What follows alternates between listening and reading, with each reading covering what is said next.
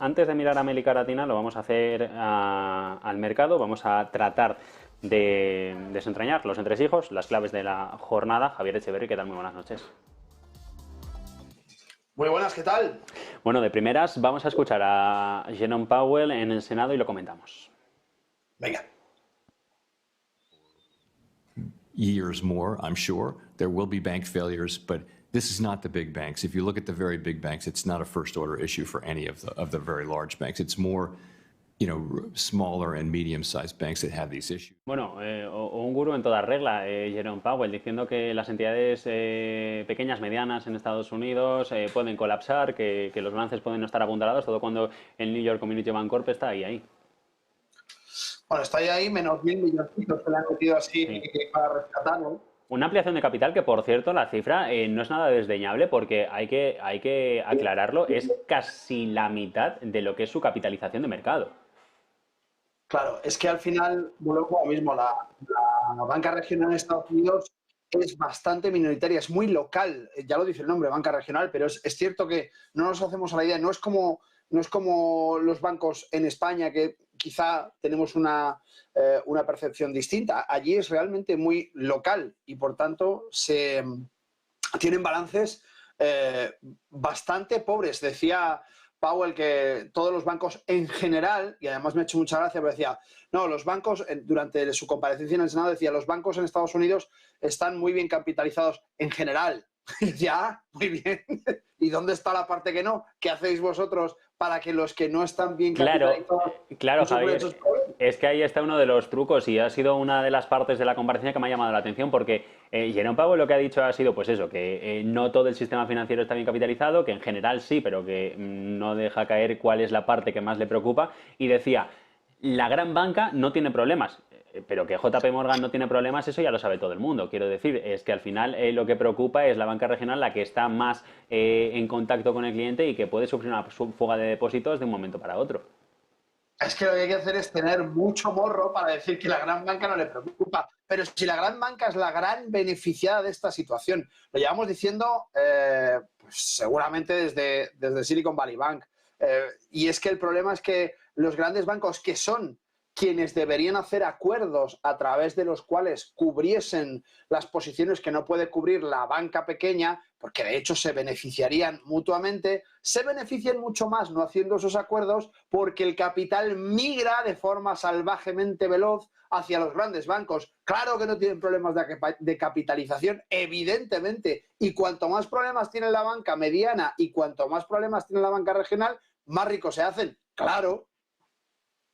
Sí que me llama también la atención que aquí en Europa tuvimos el problema de la banca, no se le llamaba banca regional, pero al final era entidades financieras más pequeñas que tuvieron que hacer frente a procesos de consolidación, creando pues gigantes que son los que ahora tenemos más o menos en todos los países, o gigantes al tamaño que merecen para Europa, pero en Estados Unidos no se contempla tampoco fusiones bancarias, no se habla nunca de un proceso de concentración bancaria, se habla de dejarlas caer y ya veremos. Bueno, el sistema es distinto. El sistema bancario en Estados Unidos funciona de otra manera y las garantías son distintas.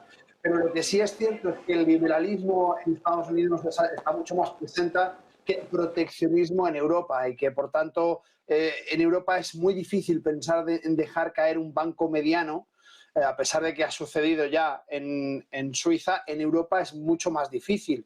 Se han dado casos, como pasó con Banesto, se han dado casos, pero no es lo habitual.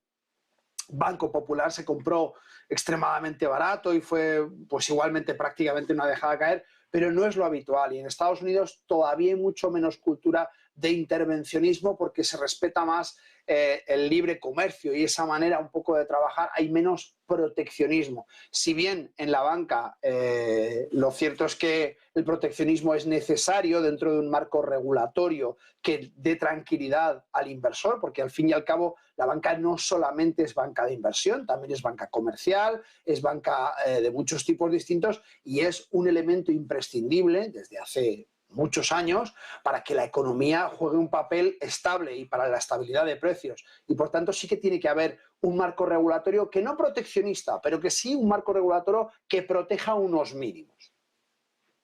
Un marco regulatorio que en todo caso no existe.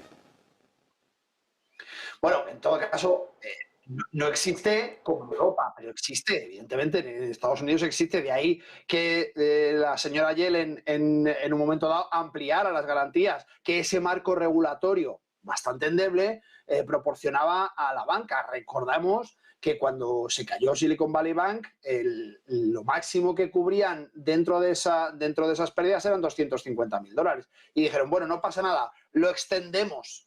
Y de hecho, por eso ahora mismo tenemos la regulación que tenemos, que se termina dentro de nada. Bueno, otro de los grandes asuntos ha sido este que dejaba sobre la mesa hoy Luis de Guindos, el vicepresidente del BCE, en la comparecencia. Una pregunta que, por cierto, Lagarde ha dicho, no voy a responder yo, no porque no quiera. Vamos a escucharle la respuesta. I'm sure. There are some, some banks that have, a higher exposure and a higher concentration in their portfolios, in their balance sheets to commercial property, to commercial real estate. And this is something that, well, we have been monitoring very closely. We have not seen so far any sort of, let's say, widespread contagion because of the evolution of commercial real estate. We have indicated several times that the exposure of the non-banks is much bigger, is larger than the exposure of the banks. So I repeat again, this is something that we have been looking at very carefully, and is one of the main risks for financial stability at present.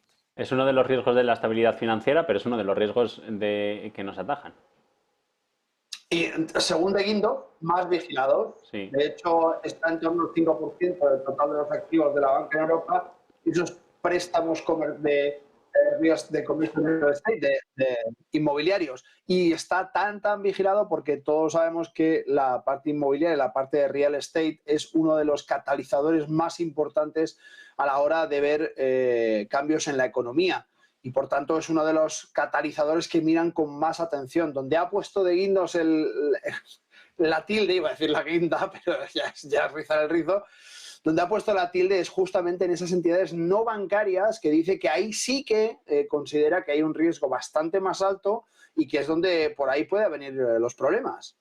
Pero esto de las entidades no bancarias es la gran alerta que se lleva lanzando durante años. ¿Por qué no se aumenta la regulación? Es que si ese es el problema, que es lo que todos los bancos centrales tienen asumido, ¿por qué no se empieza a presionar en esa pata?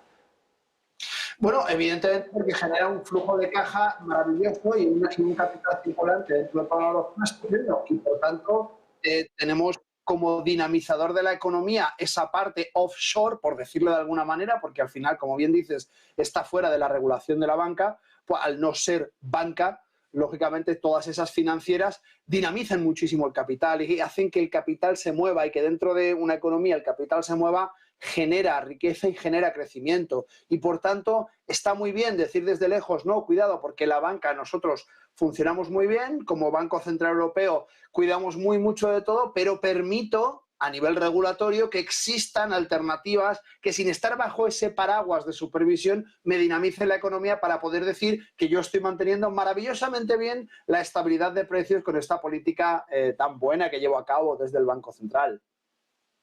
Bueno, vamos a cambiar de asunto porque de momento tenemos algo más de tiempo. WorldCoin fue un tema que tratamos la semana pasada, que ahora ha vuelto a ser noticia. España ha prohibido escanear el iris a cambio de datos. La Agencia Española de Protección de Datos le dijo ayer que tenía que paralizar todas sus operaciones en nuestro país. Es que ¿hasta qué punto puede llegar el libre mercado también para quedarse con datos como estos, que son muy importantes y muy personales de cada uno de nosotros? Pues mira, había un artículo, hoy he escrito este artículo que tenéis en pantalla desde TradingView, recordando un poco lo que hablábamos el día 29, y es que el día 29 hablábamos justamente de esta sucesión de hechos que estaba pasando al albur de las albricias y alegrías del Bitcoin. Bueno, pues justamente Sam Altman, uno de los creadores de OpenAI, ha creado este token, WorldCoin, a través del cual nos cuenta que es muy interesante escanear el iris con respecto a 5 WorldCoins. Esos 5 WorldCoins, que es el pago que nos darían por escanear el iris, pues lógicamente tienen un valor muy pequeño. En el caso concreto de WorldCoin podemos verlo en tiempo real. Déjame que te lo busco. para poder ver exactamente el valor actual de esos 5 WorldCoin, serían $7,12 por WorldCoin. Es decir, 7,12 por 5 y que no llega ni a $200 y que nos estarían dando por tener la huella inequívoca e imborrable de todos los parámetros biométricos y que además no sabemos qué van a hacer con ella por escasos $200. Eso es la cotización actual y por tanto la gente no se está enterando de que está cediendo todo este tipo de información. ¿Qué sucede con ese tipo de información que está cediendo? Pues que al final hay un montón de países que regulatoriamente lo han prohibido. En el caso del día 29 teníamos a Brasil, Kenia, Nigeria, Argentina, Alemania, Francia, Italia y Países Bajos. Todos estos lo habían prohibido ya. Y en España todavía no estaba prohibido. Y yo decía, cuidado, porque esto es muy peligroso, lo van a prohibir, no tiene ningún sentido que a la gente sin ningún tipo de información se le diga, no, le doy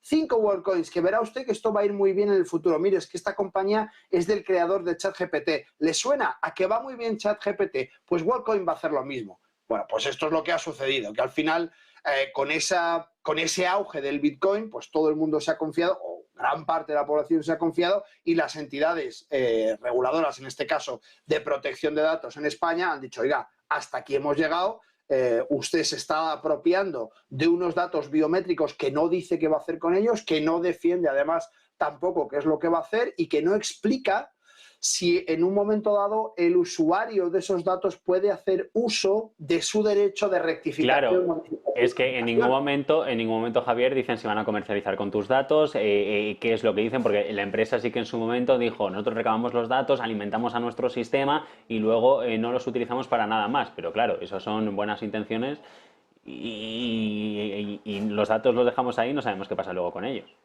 Sí, sí, de hecho, el comunicado de la agencia sobre la Agencia de Protección de Datos que prohíbe a WorldCoin seguir recopilando datos en España y adjuntaba en el artículo todo el documento, porque al fin y al cabo tenemos que estar claros con la situación en la que estamos y es que últimamente la tecnología va mucho más rápido que el conocimiento.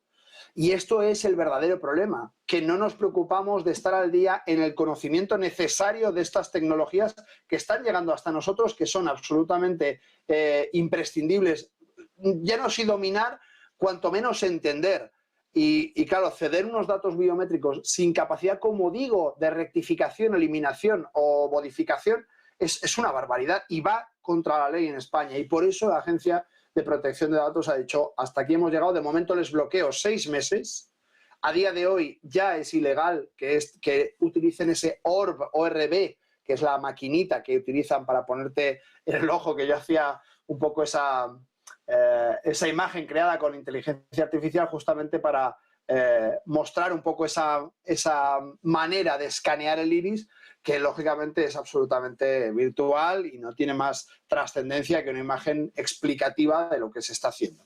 Pero vamos, desde luego un auténtico escándalo que hasta ahora se están aprovechando de manera totalmente impune porque no tiene ninguna pena. No, le prohíbo, oiga, le prohíbo, pero vamos a ver. Usted está actuando en contra de la legislación vigente en España, así como en todos los países que he dicho anteriormente. Sí, ¿por qué, Javier, lo de pagar en cripto? ¿Perdón? ¿Por qué pagar en cripto? Pues súper fácil, porque con el auge del Bitcoin es mucho más fácil convencer a una persona que le vas a dar algo que ya está usted viendo cómo se va a revalorizar, que decirle, no, le voy a pagar en dólares. Porque además, de esa manera, lo que estás haciendo es dar usabilidad a tu token y convertirlo en una utility coin, en una moneda que sirva para hacer cosas. Y, por tanto, al generar mayor volumen de transacciones, va creciendo, hay mayor adhesión, hay mayor demanda porque hay mayor oferta, te están dando con qué mover ese capital, que es en este caso WorldCoin, y estás haciendo el listado, el volumen de negociación, de capitalización de esa cripto mucho más grande y por tanto estás retroalimentando sin tener que descapitalizarte, porque al final Bitcoin tiene un número finito, pero WorldCoin, que yo sepa, no. Puedes hacer todas las que quieras, no pasa nada. Por tanto, tiene un coste ridículo yo te voy a pagar con un coste ridículo y yo me voy a quedar con una información extremadamente valiosa con la que en el futuro podría hacer lo que me dé la gana. Lo que me dé la gana, porque luego tú puedes decir, no, pues lo retiro, pues no, pues ahora no quiero, no, pues te gano en un juicio. Ya, pero es que eso ya está escaneado. Y eso ya está dentro de la encriptación de datos de blockchain, que si es difícil borrar algo de Internet, no te digo de blockchain, no lo borrarás per secula seculorum. Y ahí está el asunto, Javier, que lo que decíamos la semana pasada, el iris tiene una información incluso más precisa y más personal de ti que la huella, que la huella dactilar, perdón. Claro, claro, claro, claro. Y hay muchísimos parámetros biométricos que se leen en el iris y que se reflejan en el iris. No solamente la singularidad como tal, sino estrés ocular. Hay 50.000 cosas que una compañía de seguros, por ponerte un pequeño ejemplo, podría determinar mediante la huella de tu iris si ponerte el seguro más caro o más barato. Porque se lo ha vendido la compañía de WorldCoin del señor Sam Altman. Oiga, es que usted tiene un gorro espectacular. Más un negocio que es innegable. Bueno, claro, es que es ilegal ceder los datos biométricos y estar bien informado. Porque el tema es que aquí lo que la Agencia de Protección de Datos ha aducido para bloquear durante 6 meses esta práctica, para hacer una prohibición temporal y no definitiva, es que la información que se da al cliente que cede estos datos a cambio de WorldCoin no está bien informado. Ese es el kit. Y es por lo que ha podido actuar. Porque de otro modo, nosotros ciudadanos que somos así de confiados, pues decimos, mira, pues no me cuesta nada, ¿qué más da? Oye, que me hagan una foto, encima en la era en la que vivimos, que te hacen 2 millones de fotos y te las haces tú y las subes a las redes y ni siquiera somos conscientes de lo que estamos haciendo, cuanto más del ojo muy cerca que ni si me ve quién soy.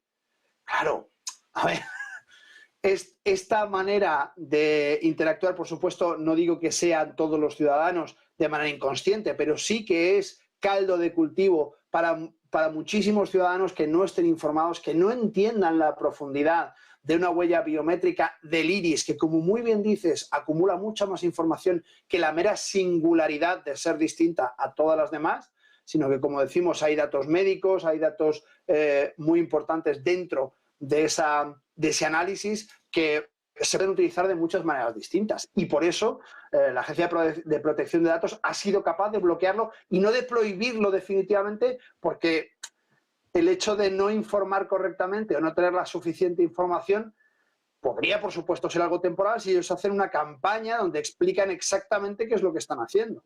Pero claro, tampoco les interesa, porque si lo explican exactamente, el nivel de participación de aquellos que vayan a esos centros comerciales, porque es que además lo hacen por todo el mundo, sobre todo en centros comerciales, poner el OR, montar un stand y gane criptoactivos por hacerse un escáner en el ojo. Claro, es que realmente la gente no entiende muy bien lo que está haciendo. Entonces vas con los niños, la familia, no sé qué, ay papá, yo quiero tal, venga, pues yo te hago no sé cuánto. Yo no sé siquiera si a los niños se lo están haciendo. No, o sea, no sé, a mí me parece una aberración salvaje que además no tenemos medida todavía para entender lo que puede significar el día de mañana. Pues veremos en qué queda todo esto. Javier, te voy a pedir que me aguantes para irnos al tiempo del consultorio, que arrancamos en unos instantes junto a Bolinses. Antes, publicidad. Fenómeno.